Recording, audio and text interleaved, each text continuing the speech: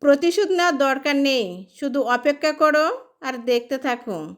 তোমাকে যে ঠকিয়েছে, তোমাকে যে কষ্ট দিয়েছে, তোমার সাথে যে বিশ্বাসঘাতকতা করিয়েছে, তোমাকে যে তিলে, তিলে ধ্বংস করে দিয়েছে, তোমাকে যে পথে বসিয়েছে, তাকে তোমার বরদোয়ার দেওয়ার দরকার নেই।